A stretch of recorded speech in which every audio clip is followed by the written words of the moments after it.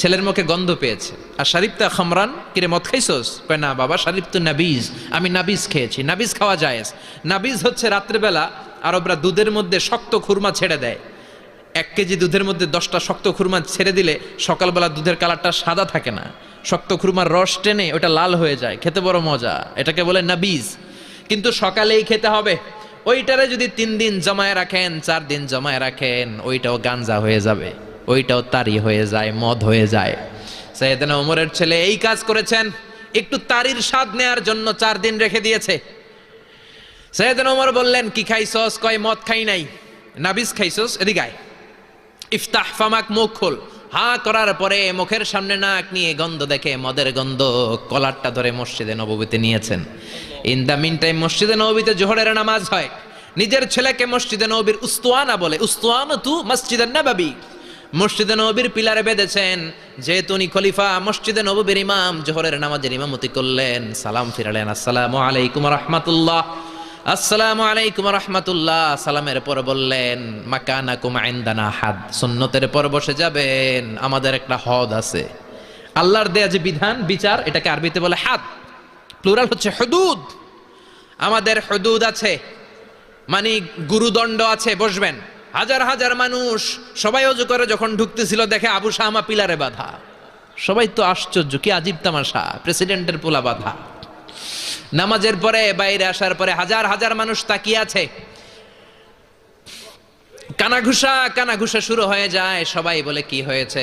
ওমর কয়, আমার এই টানাটানি করা যাবে না। এই যে থামেন থামেন, এখন টানলে কি হবে আমি জানি, খুব বিশৃঙ্খলা হবে। দাঁড়ায় শোনেন, দাঁড়ায় শুনলে ডবল সওয়াব। আমি চলে গেলে এরপর আপনারা টানাটানি করে ঢুকায়েন।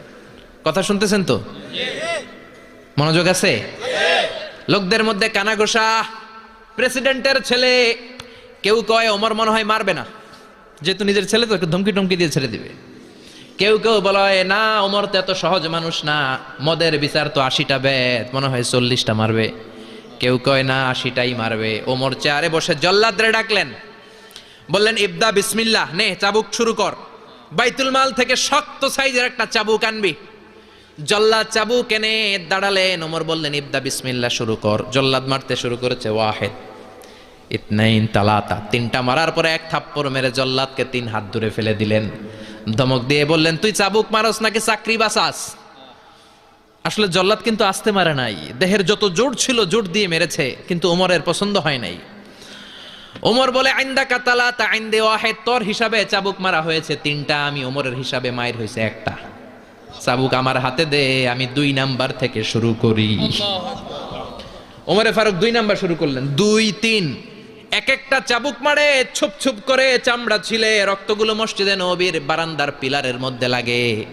ওমরের চেয়ে শক্তিশালী দ্বিতীয় কোনো পুরুষ মদিনার জামিনে ছিল নাকি? ওমরের হাতের মাইর। ছেলেটা চিৎকার দিয়ে বলে, বাবা, ও আব্বা, আর মদ খাবো না, ছেড়ে দেন, আর খাবো না। মদ তো আমি খাই নাই, আমি খেয়েছি নাবিজ, 3-4 দিন রাখার কারণে একটু মাতলামি হয়েছে আমার।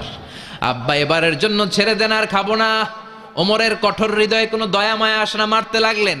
এবার আবু শাহামার মা, ওমরের বউ, পায়ের মধ্যে ওমরের পায়ে পড়ে ডেকে বলে, ও ওমর, আমার কলিজার টুকরা ছেলেটারে মারিস না। 30টা বাড়ি মারা হয়েছে, আর বাকি 50টা বাড়ির জন্য এক একটা চাবুকের বিনিময়ে আমি এক একটা ওট আল্লাহর রাস্তায় সদকা করবো রে ওমর। সাইয়েদনা ওমর বলে, আরে নিয়ে যাও। আবু শাহামার মা ওট দিয়ে আল্লাহর জাইন, চাবুকের বাড়ি থেকে একটা বাড়িও কমানো যাবে না, 80টা বাড়ি দেয়া পর্যন্ত পৃথিবীর কোন শক্তি আবু শাহামারে আমার হাত থেকে ছুটাতে পারবে না। আবু শাহামার মা কাঁদতে লাগলো।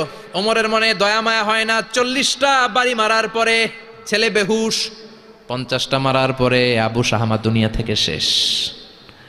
সবাই নিস্তব্ধ নীরবতা, পিন ড্রপ সাইলেন্ট, পিন পতন নীরবতা। রাগে তখনও গড়গড় করছে ওমর।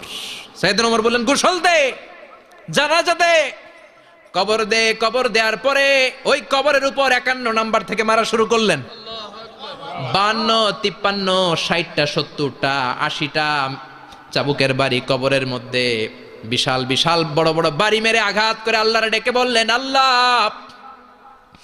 আমার ছেলে হওয়ার কারণে, প্রেসিডেন্টের ছেলে হওয়ার কারণে আমি পার্সিয়ালিটি করি নাই, একটা চাবুকের বাড়িও কম দেই নাই, কিয়ামতের দিন তুমি আমারে জালিমদের কাতারে দাঁড় করাতে পারবা না।